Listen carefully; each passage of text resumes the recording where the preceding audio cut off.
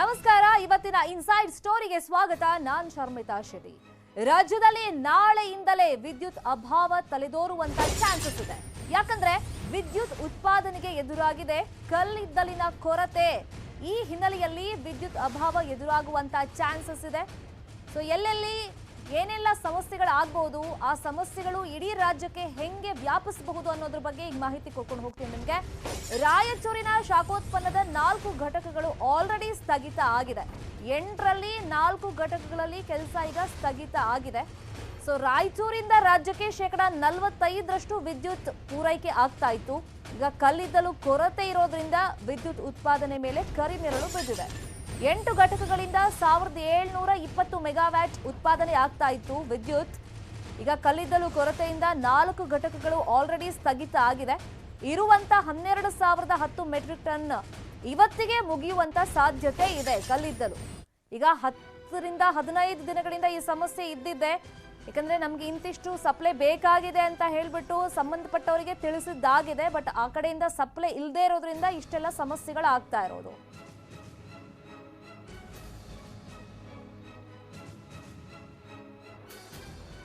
ಇನ್ನೊಂದ್ ಕಡೆ ಬಳ್ಳಾರಿಯ BTPS ನಲ್ಲೂ ಕೂಡ ಕಲ್ಲಿದ್ದಲಿನ ಕೊರತೆ ಇದೆ.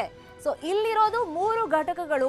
ಕಲ್ಲಿದ್ದಲಿನ ಕೊರತೆ ಇರೋದ್ರಿಂದ ಈ ಥರ್ಮಲ್ ಪವರ್ ಪ್ಲಾಂಟ್ ನಲ್ಲಿ 1 ಘಟಕದಲ್ಲಿ ಮಾತ್ರ ಸದ್ಯಕ್ಕೆ ವಿದ್ಯುತ್ ಉತ್ಪಾದನೆಯ ಕೆಲಸ ಆಗ್ತಾ ಇದೆ. ಇಲ್ಲೂ ಸೇಮ್ ಸಮಸ್ಯೆ, ಕಲ್ಲಿದ್ದಲಿನ ಕೊರತೆ ಇದೆ. ಸೊ ಬಹುಶಃ ಇಲ್ಲೂ ಅಷ್ಟೇ ನಾಳೆ ನಾಡಿದ ತನಕ ಬರ್ಬೋದು ಅಂತ ಕಾಣಿಸುತ್ತೆ. ಅಕಸ್ಮಾತ್ ಅಷ್ಟರೊಳಗೆ ಏನಾದ್ರೂ ಕಲ್ಲಿದ್ದಲು ಸಪ್ಲೈ ಆಗ್ಲಿಲ್ಲ ಅಂದ್ರೆ ಕಂಪ್ಲೀಟ್ ಆಗಿ ಇಲ್ಲೂ ಸ್ಟಾಪ್ ಮಾಡಬೇಕಾಗುತ್ತೆ ವಿದ್ಯುತ್ ಉತ್ಪಾದನೆ. ಅಲ್ಲಿಗೆ ರಾಜ್ಯಾದ್ಯಂತ ಇದರ ಎಫೆಕ್ಟ್ ತಟ್ಟುತ್ತೆ. ನಿತ್ಯ ಬಳ್ಳಾರಿಯಲ್ಲಿ 1700 ಮೆಗಾವ್ಯಾಟ್ ವಿದ್ಯುತ್ ಉತ್ಪಾದನೆ ಆಗ್ತಾ ಇತ್ತು 3 ಘಟಕಗಳಿಂದ. ಈಗ ಕಲ್ಲಿದ್ದಲು ಕೊರತೆ ಇರೋದ್ರಿಂದ 2 ಘಟಕ ಸ್ಟಾಪ್ ಮಾಡಿಬಿಟ್ಟಿದ್ದಾರೆ. ಕೇವಲ 1 ಘಟಕ ಸದ್ಯಕ್ಕೆ ರನ್ ಆಗ್ತಾ ಇದೆ. 1700 ಮೆಗಾವ್ಯಾಟ್ ವಿದ್ಯುತ್ ಉತ್ಪಾದನೆ ಇಲ್ಲಿ ಆಗ್ತಾ ಇತ್ತು. ಈಗ ಅಧಿಕಾರಿಗಳು ಬಳ್ಳಾರಿಯಲ್ಲಿ ಅಟ್ಲೀಸ್ಟ್ ರೆಸ್ಪಾನ್ಸ್ ಮಾಡ್ತಾ ಇದ್ದಾರೆ. ಅವ್ರು ಹೇಳ್ತಿರೋ ಪ್ರಕಾರ ಹೌದು ಕಲ್ಲಿದ್ದಲಿನ ಸಮಸ್ಯೆ ಇದೆ, ನಾಳೆ ನಾಡಿದ ತನಕ ಹೆಂಗೋ ಮ್ಯಾನೇಜ್ ಮಾಡ್ಬೋದು. ಅಕಸ್ಮಾತ್ ಅಷ್ಟ್ರ ಒಳಗಡೆ ಕಲ್ಲಿದ್ದಲು ಬರಲಿಲ್ಲ ಅಂದ್ರೆ ದೊಡ್ಡ ಸಮಸ್ಯೆ ಆಗುತ್ತೆ ಅಂತ ಹೇಳ್ತಾ ಇದ್ದಾರೆ. ಈಗ 15,000 ಟನ್ ಕಲ್ಲಿದ್ದಲು ಸದ್ಯಕ್ಕೆ ಸ್ಟಾಕ್ ಇದೆ. 1 ಘಟಕ ಮಾತ್ರ ರನ್ ಮಾಡ್ತಾ ಇದ್ದಾರೆ.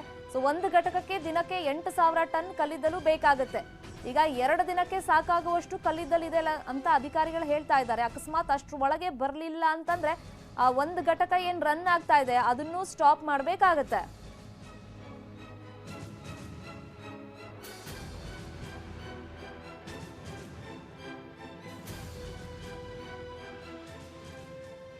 ಇನ್ನು ಉಡುಪಿಯಲ್ಲಿರುವಂತಹ UPCL ಉಷ್ಣ ವಿದ್ಯುತ್ ಸ್ಥಾವರಕ್ಕೆ ಕಲ್ಲಿದ್ದಲಿನ ಕೊರತೆ ಕಾಡ್ತಾ ಇದೆ. ಉಡುಪಿಯ ಪಡುಬಿದ್ರೆಯಲ್ಲಿರುವಂತಹ ವಿದ್ಯುತ್ ಸ್ಥಾವರ ಇದು.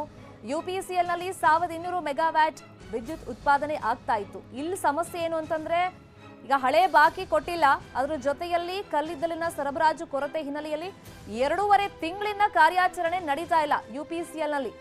UPCLಗೆ ಸರ್ಕಾರದ ಕಡೆಯಿಂದ 2,500 ಕೋಟಿ ಬಾಕಿ ಇದೆ. ಇನ್ನೊಂದು ಕಡೆ ಕಲ್ಲಿದ್ದಲಿನ ಸಮಸ್ಯೆ. ಸರ್ಕಾರ ಇದ್ರ ಬಗ್ಗೆ ಯಾಕೆ ಗಮನ ಹರಿಸ್ತಾ ಇಲ್ಲ ಅರ್ಥ ಆಗ್ತಾ ಇಲ್ಲ.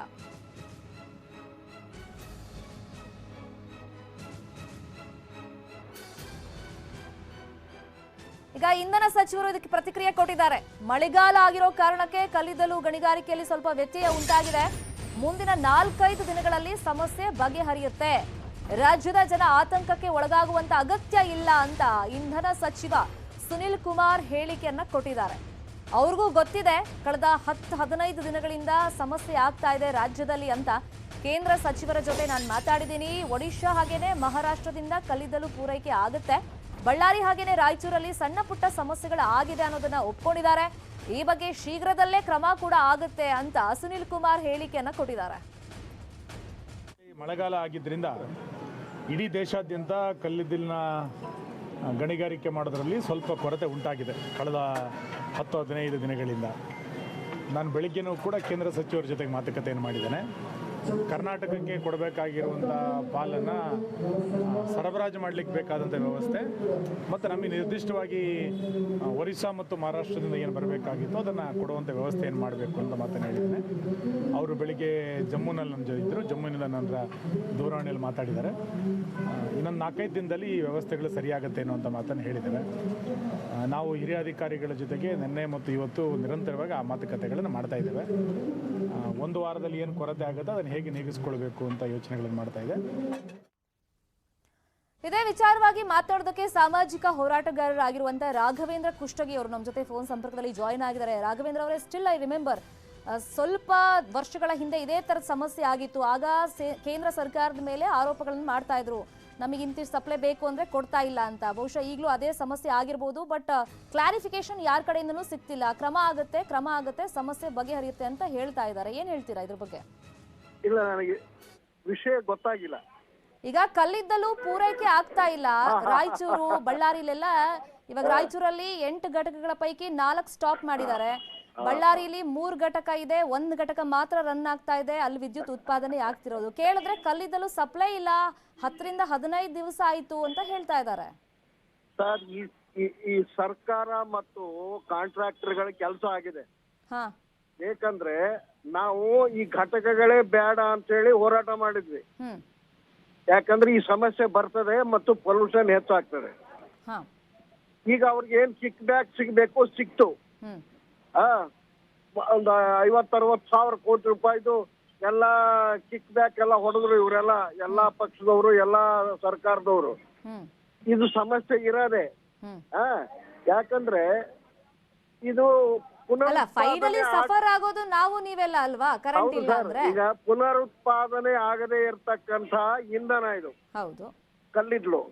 ಅದಕ್ಕೊಂದು ಲಿಮಿಟೇಷನ್ ಇದೆ, ಅದು ಮುಗಿತಾ ಇದೆ. ಅದಕ್ಕೇನೆ ನಾವು ಬೇಡ ಇದು ಅಂತ ಹೇಳಿ ಎರ್ಮರ್ಸ್ ಮತ್ತು ಇದು ಇದ್ದಾಗ ಇದು ಮಾಡುವಾಗ ನಾವು ವಿರೋಧ ಮಾಡಿದ್ವಿ. ಈಗ ನೋಡ್ರಿ, ಅವ್ರಿಗೆ ಸರ್ಕಾರಕ್ಕೆ ಈ ಗುತ್ತಿಗೆದಾರರಿಗೆ ಕೆಲಸ ಆಗಿದೆ, ಅವ್ರು ಏನ್ ಬೇಕು ಅದನ್ನೆಲ್ಲ ಪಡ್ಕೊಂಡ್ಬಿಟ್ಟಿದ್ದಾರೆ. ಕಷ್ಟ ಪಡ್ತಿರೋರು ನಾವು, ನೀವು ಎಲ್ಲ. ಹೀಗಾಗಿ ಈಗಾಗಲೇ ಪರ್ಯಾಯ ಇಂಧನದ ಬಗ್ಗೆ 10 ವರ್ಷದಿಂದ ನಾವು ಏನೆಲ್ಲ ಮಾಡ್ಬೇಕು ಆ ತರದ್ದೆಲ್ಲ ಪ್ರಯತ್ನ ಮಾಡಿದೀವಿ, ಗಮನ ಸೆಳೆದಿದ್ದೀವಿ. ತಿಳಿತಾ? ಈಗ ಸೋಲಾರ್ ಎನರ್ಜಿ, ಹೈಡಲ್ಲು ಅದನ್ನ ಇನ್ನ ಹೆಚ್ಚು ಮಾಡಬೇಕು. ವಿಂಡ್ ಎನರ್ಜಿ ಹೆಚ್ಚು ಎನರ್ಜಿ ಇದೆಯಲ್ಲ ಸರ್, ಈಸಿಯಾಗಿ ಸಿಗೋದು. ಅದನ್ನೆಲ್ಲದನ್ನು ಬಿಟ್ಟು, ಯಾಕಂದ್ರೆ ಇದು ಗೊತ್ತಿತ್ತು ಅವ್ರಿಗೆ, ಇದು ತುಂಬಾ ದಿವಸ ನಡೆಯೋದಿಲ್ಲ ಅಂತ ಗೊತ್ತಿತ್ತು. ಇವತ್ತು ಸುಮಾರು ಒಂದು 5-6 ಸಾವಿರ ಜನ ಕಾರ್ಮಿಕರು ಮನೆಗೆ ಹೋಗುವಂತ ಪರಿಸ್ಥಿತಿ ನಿರ್ಮಾಣ ಆಗಿದೆ. ಇದು ನಿಲ್ತದೆ, ಇದು ನಡೆಯೋದಿಲ್ಲ. ನಮ್ಗೆಲ್ಲ ಒಂದು ಆತಂಕ ಅಂತಂದ್ರೆ, ಈಗ ನೋಡಿ ರಾಯಚೂರು ತಗೊಂಡ್ರೆ ಎಕ್ಸಾಂಪಲ್, ರಾಜ್ಯದಲ್ಲಿ ಪೂರೈಕೆ ಆಗ್ತಿರೋದು 45% ರಾಯಚೂರಿಂದಾನೆ. ಈಗ ಕಂಪ್ಲೀಟ್ ಆಗಿ ಸ್ಟಾಪ್ ಆಗ್ಬಿಟ್ರೆ ಸಮಸ್ಯೆ ಎಷ್ಟು ಮಟ್ಟಿಗೆ ಆಗುತ್ತೆ? ಇಲ್ಲ, ಸಿಕ್ಕಾಪಟ್ಟೆ ಇದ್ರ ಅಂದಾಜೆ ಯಾರಿಗೂ ಇಲ್ಲ. ಇದ್ರ ಅಂದಾಜೆ ಇಲ್ಲ. ಈಗ ಅವರು ಅದನ್ನ ಈಗ 10 ವರ್ಷದಿಂದನೇ ಪರ್ಯಾಯ ಇಂಧನದ ಬಗ್ಗೆ ಇವರು ಯೋಚನೆ ಮಾಡಿದ್ರೆ ಈ ಸಮಸ್ಯೆ ಬರ್ತಿರ್ಲಿಲ್ಲ. ಆದ್ರೂ ಅನಿವಾರ್ಯ, ಬೆಲೆ ಹೆಚ್ಚಾಗತ್ತೆ. ನಾವು ನೀವು ಆ ತುಟ್ಟಿ ವಿದ್ಯುತ್ ಅನ್ನ ಖರೀದಿ ಮಾಡಬೇಕು. ಆಸ್ಟ್ರೇಲಿಯಾದಿಂದ ತರಿಸ್ಕೊಳ್ಳಿ ಕತ್ತಿದ್ದಾರೆ. ಈಗ 1ಕ್ಕೆ 4 ಪಟ್ಟು ಕಲ್ಲಿದ್ಲು. ಫಸ್ಟ್ ನಿಮ್ಮನ್ನ ಅದನ್ನೇ ಕೇಳಿದ್ದು. ಈ ಕಲ್ಲಿದ್ದಲು ಅಂತ ಬಂದಾಗ ಇದು ನಮ್ ಸಮಸ್ಯೆ ಅಲ್ಲ, ಇದು ಬೇರೆ ಕಡೆಯಿಂದ ಬರ್ಬೇಕು, ಒಡಿಶಾ ಇಂದ ಬರ್ಬೇಕು, ಬೇರೆ ಸ್ಟೇಟ್ ಇಂದ ಬರ್ಬೇಕು. ನಾವು ಸೆಂಟ್ರಲ್ ಕೇಳ್ಕೊಂಡಿದೀವಿ, ಅಲ್ಲಿಂದ ಸಪ್ಲೈ ಇಲ್ಲ ಅಂತ ಹೇಳ್ಬಿಡ್ತಾರೆ. ಅವ್ರಿಗೆ ಏನಾದ್ರೂ ಹೇಳ್ತಾರಮ್ಮ, ಬೇಜವಾಬ್ದಾರಿ ಜನ. ಅವ್ರಿಗೆ ಏನಿಲ್ಲ. ಈಗ ನೋಡೋಣ, ಇಂಧನ ಸಚಿವರೇ ಹೇಳಿದ್ದಾರೆ ಸಮಸ್ಯೆ ಆದಷ್ಟು ಬೇಗ ಬಗೆಹರಿಯುತ್ತೆ, ಯಾರು ತಲೆ ಕೆಡಿಸ್ಕೋಬೇಡಿ ಅಂತ ಹೇಳಿದ್ದಾರೆ. ಏನ್ ಸಮಸ್ಯೆ ಆಗಲ್ಲ ಅಂತ ಕೊಟ್ಟು ಮಾತನ್ನು ಉಳಿಸ್ಕೊಳ್ತಾರ ನೋಡೋಣ. Thank you so much Raghavendra Kushtagi ಅವರು ಮಾತನಾಡಿದಕ್ಕೆ. ಈಗ ವಿದ್ಯುತ್ ಉತ್ಪಾದನೆಗೆ ಕಲ್ಲಿದ್ದಲಿನ ಕೊರತೆ ಉಂಟಾಗಿದೆ. ಹಾಗಾಗಿ ನಾಳೆ ನಾಡಿದ್ರಿಂದ ಅಕಸ್ಮಾತ್ ಕಲ್ಲಿದ್ದಲು ಈಗ ಘಟಕಗಳಿಗೆ ಬರದೇ ಇದ್ರೆ, ಅಲ್ಲಿ ವಿದ್ಯುತ್ ಉತ್ಪಾದನೆ ಆಗದೆ ಇದ್ರೆ ಸಮಸ್ಯೆ ಆಗುವಂತ ಚಾನ್ಸಸ್ ಇದೆ. ಬಟ್ ಅಂಥದ್ದೇನು ಸಮಸ್ಯೆ ಆಗಲ್ಲ, ಎಲ್ಲವೂ ಸರಿ ಹೋಗುತ್ತೆ ಅಂತ ಇಂಧನ ಸಚಿವರು ಹೇಳ್ತಾ ಇದ್ದಾರೆ. ನೋಡೋಣ ಯಾವ ಥರದ ಸಮಸ್ಯೆ ಆಗುತ್ತೆ, ಅಥವಾ ಸಮಸ್ಯೆ ಆಗೋಕ್ಕೂ ಮುಂಚೆನೇ ಸರ್ಕಾರ ಏನಾದರೂ ಕ್ರಮ ತಗೊಳ್ಳುತ್ತಾ ಅಂತ. News18 ಕನ್ನಡದಲ್ಲಿ ಕೂ ಆಪ್ ಮೂಲಕ ಪ್ರಶ್ನೆ ಕೇಳಿ ಪ್ರತಿದಿನ ನಿಮ್ಮಿಂದಲೇ ನಾವು ಉತ್ತರವನ್ನ ಪಡ್ಕೊಳ್ತಾ ಇದೀವಿ. ಕೂ ಆಪ್ ಮೂಲಕ ಇವತ್ತು ನಾವು ಪ್ರಶ್ನೆಯನ್ನ ಕೇಳಿದ್ವಿ, ಅದಕ್ಕೆ ಉತ್ತರ ಬಂದಿದೆ. ನಮ್ಮ ಪ್ರಶ್ನೆಯಾಗಿತ್ತು, ಬಾಲಬ್ರೂಯಿ ಬದಲು ಬೇರೆಡೆ ಶಾಸಕರಿಗೆ ಕ್ಲಬ್ ನಿರ್ಮಾಣ ಮಾಡಬೇಕಾ ಅಂತ. ಮತ್ತೊಮ್ಮೆ ರಿಪೀಟ್ ಮಾಡ್ತಾ ಇದ್ದೀನಿ, ಬಾಲಬ್ರೂಯಿ ಬದಲು ಬೇರೆಡೆ ಶಾಸಕರಿಗೆ ಕ್ಲಬ್ ನಿರ್ಮಾಣ ಮಾಡಬೇಕಾ ಅಂತ ನಾವು ಪ್ರಶ್ನೆಯನ್ನ ಕೇಳಿದ್ವಿ. ಅದಕ್ಕೆ ನಿಮ್ಮಿಂದಲೇ ಬಂದಿರುವಂತ ಒಪಿನಿಯನ್ ಹೌದು ಅಂತ 98%, ಬೇಡ ಅಂತ 2%.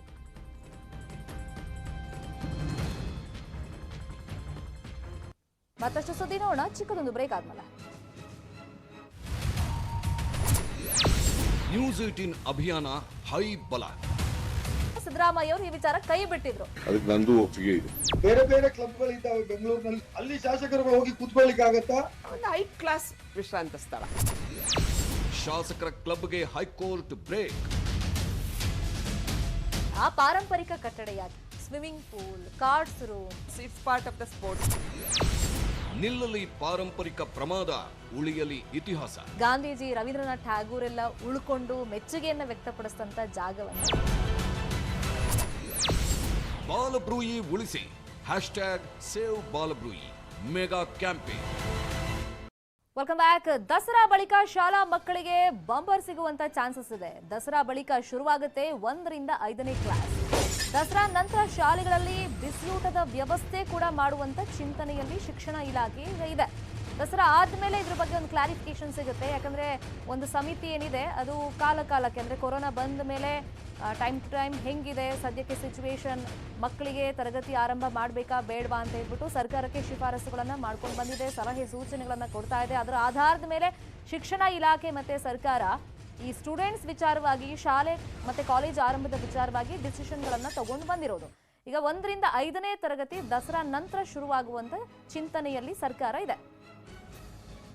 ಶಾಲೆಯನ್ನು ಪ್ರಾರಂಭ ಮಾಡ್ತೀವಿ. ಭಗವಂತನ ಆಶೀರ್ವಾದದಿಂದ ಕೋವಿಡ್ನ ಪಾಸಿಟಿವಿಟಿ ರೇಟ್ ದಿನ ಕಡಿಮೆ ಆಗ್ತಾ ಇದೆ. ಬೇಕಾದಷ್ಟು ಜಿಲ್ಲೆಗಳಲ್ಲಿ, ತಾಲೂಕುಗಳಲ್ಲಿ 0 ಪಾಸಿಟಿವಿಟಿ ರೇಟ್ ಇದೆ ಎಂದು ದಸರಾ ಮುಗಿದ ತಕ್ಷಣ ನಾವು ಇದ್ರ ಬಗ್ಗೆ ಸದ್ಯದಲ್ಲೇ CM ಟಾಸ್ಕ್ ಫೋರ್ಸಿನ ಮೀಟಿಂಗ್ ಕರೀತಿದ್ದಾರೆ. CM ಅವ್ರ ಸಹಿತ ತುಂಬ ಆಸಕ್ತಿ ಇದ್ದಾರೆ ಬೇಗ ಶಾಲೆಯನ್ನು ಓಪನ್ ಮಾಡಬೇಕು ಅಂತ. ತಾಂತ್ರಿಕ ಸಲಹೆ ಸಮಿತಿಯ ಒಪ್ಪಿಗೆ ಮೇಲೆ ತಕ್ಷಣ ಶುರು ಇಲ್ಲ, ಯಾವುದನ್ನು ನಾವು ಸದ್ಯಕ್ಕೆ ಕಂಪಲ್ಸರಿ ಮಾಡ್ತಾ ಇಲ್ಲ. ಬಿಸಿ ಊಟ ಕ್ಲಿಯರ್ ಮಾಡಿದ್ದೀವಿ. ದಸರಾದ ಮಾರನೇ ದಿನದಿಂದನೇ ಬಿಸಿ ಊಟ ಶುರುವಾಗಿದೆ. ಈಗಾಗಲೇ ಎಲ್ಲ ತಯಾರಿ ಮಾಡ್ಕೊಳ್ಳೋದಕ್ಕೆ ನಮ್ಮೆಲ್ಲ DDPIಗಳಿಗೆ, BOಗಳಿಗೆ ಹೇಳಿದೆ, ಅವರೆಲ್ಲ ತಯಾರಿ ಮಾಡಿ. ಉಡುಪಿಯಲ್ಲಿ ಬಾಲಕಿ ಶಾಲೆ ಆರಂಭಿಸುವಂತೆ ಶಿಕ್ಷಣ ಸಚಿವರಿಗೆ ಮನವಿಯನ್ನ ಮಾಡಿಕೊಂಡಿದ್ದಾರೆ. ದಸರಾ ಆದ್ಮೇಲೆ ಮಾಡೋಣ, ಮುಂಚೆ ಮಾಡೋಣ?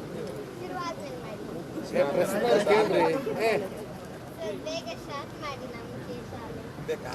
ಆನ್ಲೈನ್ ಬೇಡವಾ? ಯಾಕೆ ಆನ್ಲೈನಲ್ಲಿ ಏನು ತೊಂದರೆ? ಅರ್ಥವಾಗಲ್ಲ. ಇಲ್ಲೂ ಅದೇ ಮೇಡಮ್ ಅಲ್ಲ ಮಾಡೋದು.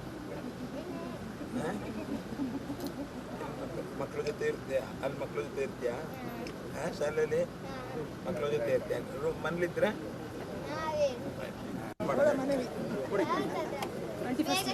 ದಸರಾ ಆದ್ಮೇಲೆ ಮಾಡೋಣ, ಮುಂಚೆ ಮಾಡೋಣ?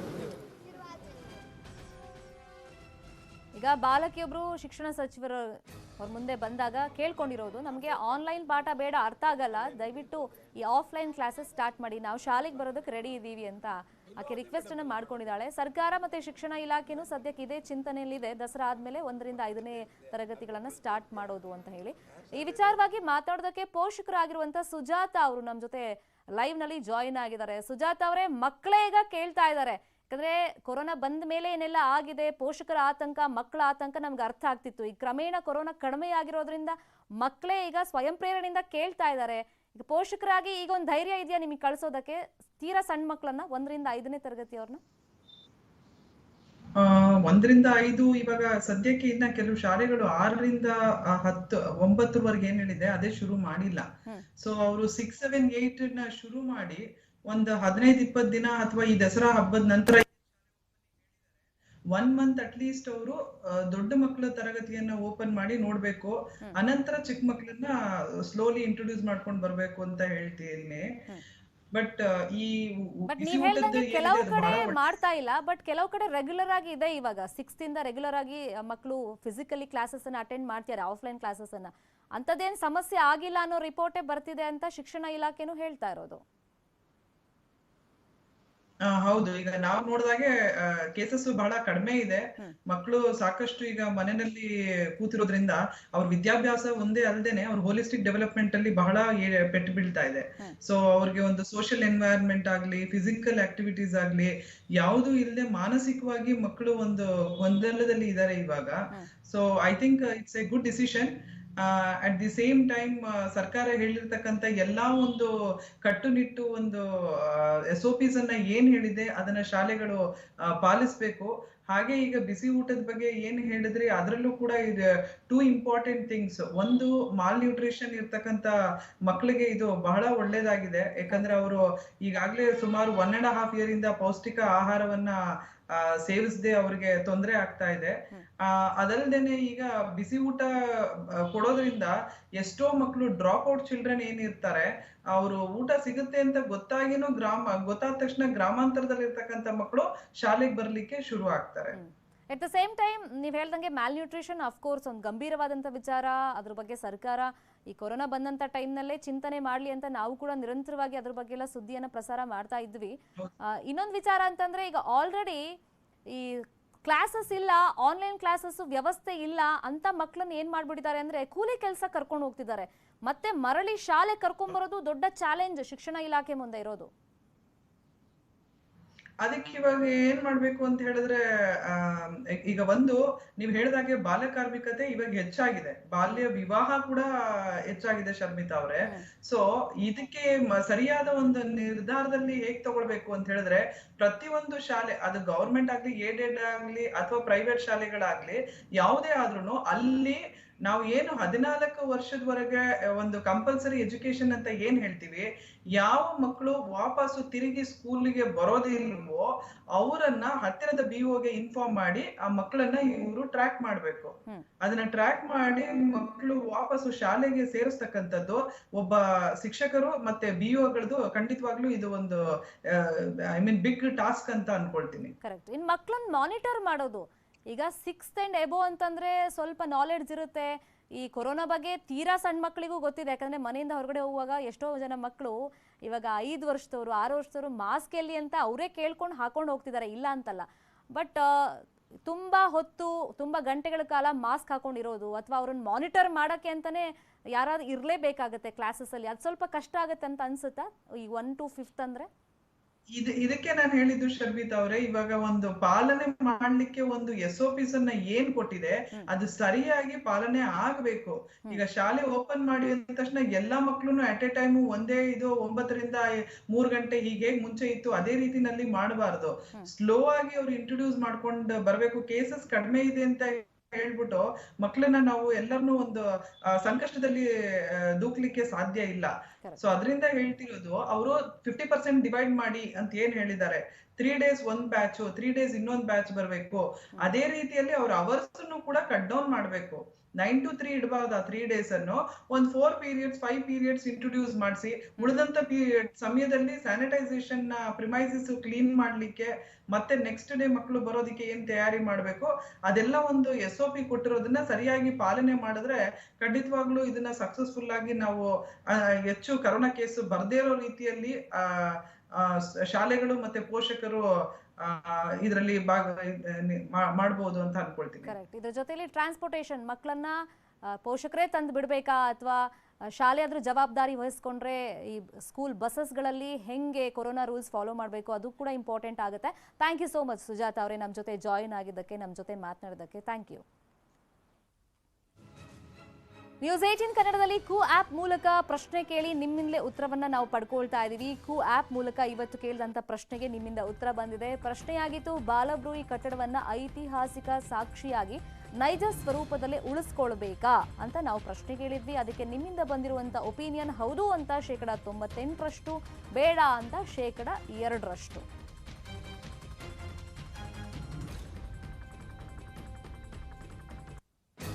ಕೂ ಆ್ಯಪ್ನಲ್ಲಿ ಮತ್ತೊಂದು ಪ್ರಶ್ನೆಯನ್ನು ನಾವು ಕೇಳ್ತಾ ಇದ್ದೀವಿ. ಇದಕ್ಕೆ ಇನ್ನೂ ಕೂಡ ನಿಮಗೆ ಸಮಯಾವಕಾಶ ಇರುತ್ತೆ ನಿಮ್ಮ ಒಪಿನಿಯನ್ ತಿಳಿಸೋದಕ್ಕೆ. ನಮ್ಮ 2ನೇ ಪ್ರಶ್ನೆ ಇವತ್ತು ಕೂ ಆ್ಯಪ್ನಲ್ಲಿ, ಬೆಂಗಳೂರಿನಲ್ಲಿ ರಸ್ತೆ ಗುಂಡಿ ಮುಚ್ಚೋದಕ್ಕೆ BBMP ವಿಫಲ ಆಗಿದೆಯಾ ಅಂತ. ಯಾಕಂದರೆ ಪ್ರತಿನಿತ್ಯ ನಾವು ನೋಡ್ತಾ ಇದ್ದೀವಿ, ಒಂದಲ್ಲ ಒಂದು ಸಾವು ನೋವುಗಳು ಸಂಭವಿಸ್ತಾ ಇದೆ. ಈ ಬಗ್ಗೆ ನ್ಯೂಸ್ 18 ನಿರಂತರವಾಗಿ ಅಭಿಯಾನ ಮಾಡ್ತಾ ಇದ್ವಿ. ಸೊ ಸೊ ಬೆಂಗಳೂರಲ್ಲಿ ರಸ್ತೆ ಗುಂಡಿ ಮುಚ್ಚೋದಕ್ಕೆ ಬಿಬಿಎಂಪಿ ಫೇಲ್ಯೂರ್ ಆಗಿದೆಯಾ ಅಂತ ನಮ್ಮ ಪ್ರಶ್ನೆ. ಇದಕ್ಕೆ ಹೌದು ಅನ್ನೋದಾದ್ರೆ ಹೌದು ಅಂತ ನಿಮ್ಮ ಒಪಿನಿಯನ್ ತಿಳಿಸಿ, ಇಲ್ಲ ಅಂತಾದ್ರೆ ಇಲ್ಲ ತಿಳಿಸಿ. ಇದಕ್ಕೆ ನೀವು ಕೂ ಆ್ಯಪ್ನ ಡೌನ್ಲೋಡ್ ಮಾಡ್ಕೊಂಡಿರ್ಬೇಕಾಗತ್ತೆ.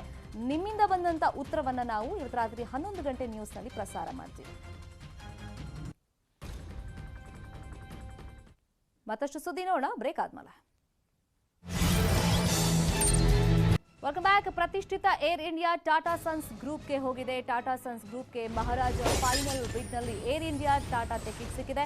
18,718 ಕೋಟಿ ಬಿಡ್ಡಿಂಗ್ ಮಾಡಿತ್ತು ಟಾಟಾ ಸನ್ಸ್ ಗ್ರೂಪ್. ಅಲ್ಲಿಗೆ 68 ವರ್ಷಗಳ ಬಳಿಕ ಮತ್ತೆ ಏರ್ ಇಂಡಿಯಾ ಟಾಟಾ ಟೆಕ್ಕಿಗೆ ಸಿಕ್ಕಿದೆ. 7 ಬಿಡ್ಗಳ ಪೈಕಿ ಟಾಟಾ ಸಂಸ್ಥೆ ಬಿಡ್ಗೆ ಸಮ್ಮತಿ ಈಗ ಸಿಕ್ಕಿದೆ. ಮತ್ತೆ ಕೇಂದ್ರ ಸರ್ಕಾರ ಕೂಡ ಅಧಿಕೃತವಾಗಿ ಏರ್ ಇಂಡಿಯಾ ಮುಂದೆ ಟಾಟಾ ಸನ್ಸ್ ಗ್ರೂಪ್ಗೆ ಅಂತ ಹೇಳಿದೆ.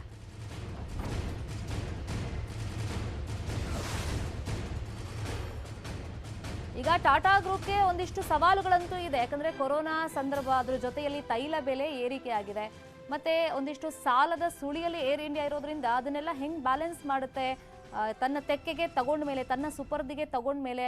ಈಗ ಕೇಂದ್ರ ಸರ್ಕಾರ ಅಧಿಕೃತವಾಗಿ ಘೋಷಣೆ ಮಾಡಿದ ತಕ್ಷಣ ಅವ್ರಿಗೆ ಸಿಕ್ಬಿಡುತ್ತೆ ಅಂತಲ್ಲ, ಅದಕ್ಕೊಂದಿಷ್ಟು ಪ್ರೊಸೀಜರ್ ಇರುತ್ತೆ. ಒಂದು 4-5 ತಿಂಗಳು ಹಿಡಿಬಹುದು ಅಂತ ಕಾಣಿಸುತ್ತೆ. ಈಗ ಏನೇನು ಸಿಗುತ್ತೆ ಹಾಗಾದ್ರೆ ಈ ಬಿಡ್ನಲ್ಲಿ ಇವರಿಗೆ ಅಧಿಕೃತವಾಗಿ ಸಿಕ್ಕಿರೋದ್ರಿಂದ? ಹಾಗಾದ್ರೆ ಈಗ 1800 ಅಂತಾರಾಷ್ಟ್ರೀಯ ನಿಲ್ದಾಣಗಳ ಮೇಲೆ ಹಿಡಿತವನ್ನ ಸಾಧಿಸಬಹುದು. ಚಾಲೆಂಜ್ಗಳ ಬಗ್ಗೆ ನಾನು ಹೇಳ್ತಿದ್ದೆ. ಕೊರೋನಾ, ತೈಲ ಬೆಲೆ ಏರಿಕೆ ಸಮಸ್ಯೆ ಇದೆ, 30,000 ಕೋಟಿ ಬಂಡವಾಳ ಹೂಡಿಕೆಯ ಅಗತ್ಯತೆ ಇದೆ. ಯಾಕಂದ್ರೆ ಸ್ವಲ್ಪ ಲಾಸ್ ಅಲ್ಲಿ ಇತ್ತು, ಸಾಲದ ಸುಳಿಯಲ್ಲಿ ಇರೋದ್ರಿಂದ ಈಗ 30,000 ಕೋಟಿ ಬಂಡವಾಳ ಹೂಡಿಕೆ ಮಾಡೋದು ಈ ಟೈಮ್ನಲ್ಲಿ ಅನಿವಾರ್ಯ. ಅದ್ರ ಜೊತೆಯಲ್ಲಿ ಎಂಪ್ಲಾಯೀಸ್ಗೆ ಸಂಬಳ ಕೊಡೋದು. ಮತ್ತಷ್ಟು ಸುದ್ದಿ ನೋಡೋಣ ಬ್ರೇಕ್ ಆದ್ಮೇಲೆ.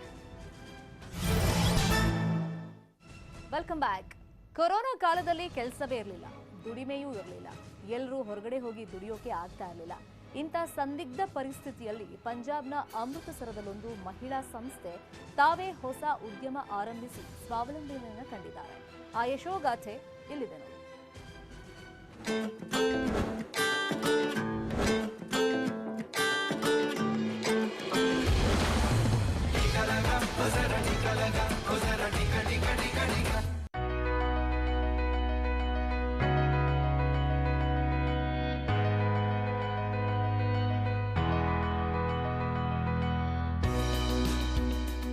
ದಯಾಳ್ ಬಟ್ಟಿಯಲ್ಲಿ ವಾಸಿಸುವ ಮಹಿಳೆಯರಿಗೆ ಇದು ಕೆಲಸಕ್ಕೆ ಹೋಗೋ ಸಮಯ. ಇವರ ಮುಂದಾಳತ್ವ ವಹಿಸಿಕೊಂಡಿರೋದು ಕ್ಯಾಥ್ಲೀನ್ ಲ್ಯಾಡರ್. ಇಲ್ಲಿಗೆ ಬಂದಿರೋದು ನಿಂಬೆ ಉಪ್ಪಿನಕಾಯಿ ಮಾಡೋಕೆ. ಇದು ತುಂಬಾ ಸುಲಭ. ಇದಕ್ಕಾಗಿ ಇವರಿಗೆ ಬೇಕಿರೋದು ಸ್ವಲ್ಪ ನಿಂಬೆ, ಮೆಣಸಿನಕಾಯಿ ಮತ್ತು ಶುಂಠಿ. ನಿಂಬೆಯನ್ನ ತುಂಡು ಮಾಡಿದ ನಂತರ ಅದಕ್ಕೆ ಉಪ್ಪು ಸೇರಿಸಿ, ನಂತರ ಸಾಸಿವೆ ಎಣ್ಣೆ, ಕೊನೆಯದಾಗಿ ತಯಾರಾದ ಉಪ್ಪಿನಕಾಯಿಯನ್ನ ಜಾರ್ನಲ್ಲಿ ಮುಚ್ಚಲಾಗುತ್ತೆ. ಆಮೇಲೆ ಕೆಲವು ದಿನಗಳವರೆಗೆ ಬಿಸಿಲಲ್ಲಿ ಒಣಗಿಸಿದ ನಂತರ ಇದು ಮಾರಾಟಕ್ಕೆ ಸಿದ್ಧವಾಗುತ್ತೆ. सर लॉकडाउन जब शुरू हुआ तो लोग घरों में बैठे थे, काम काज कोई नहीं था बिल्कुल. मतलब वो आर्थिक हालात उनके बहुत कमज़ोर हो गए थे, हालात बद से बदतर हो गए थे, बहुत ख़राब थे. लोगों के पास मतलब राशन के लिए भी बड़ा मुश्किल हो रहा था. हमने एक ग्रुप शुरू किया, सेल्फ हेल्प ग्रुप, जिसमें 10 लेडीज़ को लिया और 10 लेडीज़ ने हमने यहीं पर बैठ के काम शुरू किया. ತಮ್ಮ ಶಕ್ತಿ ತಮ್ಮ ಒಗ್ಗಟ್ಟಿನಲ್ಲೇ ಇದೆ ಅನ್ನೋದು ಈ ಮಹಿಳೆಯರಿಗೆ ಅರಿವಾಯಿತು. ತಮ್ಮ ಸ್ವಯಂ ಸೇವಾ ಸಂಘದ ಜೊತೆ ಸೇರಿ ಏನ್ ಬೇಕಾದರೂ ಮಾಡಬಹುದು ಅನ್ನೋದು ಅವರಿಗೆ ಅರ್ಥವಾಯಿತು. ಅದಕ್ಕಾಗಿ ಅವರು ಮಾಸ್ಕ್ ಮತ್ತು ಕಾಗದದ ಲಕೋಟೆಗಳನ್ನು ತಯಾರಿಸಲು ಆರಂಭಿಸಿದ್ರು. सोच हमारी यही थी कि लेडीज़ जो है वो आत्मनिर्भर हो सकें और अपने मतलब घरों के हालात जो हैं उनके वो थोड़े ठीक हो सके. काम और कर सकते हैं, जैसे ये काम तो हमारे चल रहे हैं, जूट का बैग बना सकते हैं, सिलाई का काम लेडीज़ कर सकती हैं, ब्यूटिशियन का काम कर सकती हैं. वो जिसमें मतलब जिस लेडी का इंटरेस्ट है उसको हम सिखा सकते हैं काम. इस उदाहरण से मैंने सीखा कि लोगों के पास, लेडीज़ के पास टैलेंट है, लेकिन वो घर से बाहर निकल कर काम नहीं कर पाती. तो जो उनके पास टैलेंट है हम उसका यूज़ करेंगे और उनको काम देंगे और वो काम करेंगी, बाहर निकलेंगी और उनकी जो आमदनी है वो भी बढ़ेगी, आर्थिक स्थिति में बढ़ोतरी होगी. वो खुद से कुछ भी अपने लिए काम कर सकती हैं, अपने लिए जी सकती हैं, किसी के दूसरे के ऊपर निर्भर नहीं रहेगी. सिर्फ 10 लेडीज़ जो हैं उनका ही नहीं, मतलब 10 परिवारों की आमदनी बढ़ी है और उन जो लेडीज़ हैं उनका सशक्तिकरण भी हुआ है. तो हम कह सकते हैं कि ये एक मिसाल बन चुकी है कैथलीन का जो ग्रुप है कि दूसरी लेडीज़ के लिए, दूसरी औरतों के लिए। ಇದನ್ನ ಹಳ್ಳಿಯಲ್ಲಿ ಮಾರಾಟ ಮಾಡಿ ಕೆಲವು ಸಾವಿರ ರೂಪಾಯಿಗಳನ್ನು ಗಳಿಸ್ತಾ ಇದ್ರು. ಮಹಿಳೆಯರನ್ನ ಸಶಕ್ತಗೊಳಿಸ್ತಾ ಇರೋ ದಯಾಳ್ ಭಟ್ಟಯ್ಯ ಕ್ಯಾಥಲಿನ್ ನಂತಹ ಮಹಿಳೆಯರೇ ನಮ್ಮ ಸಂಜೀವಿನಿ ಚಾಂಪಿಯನ್ಗಳು.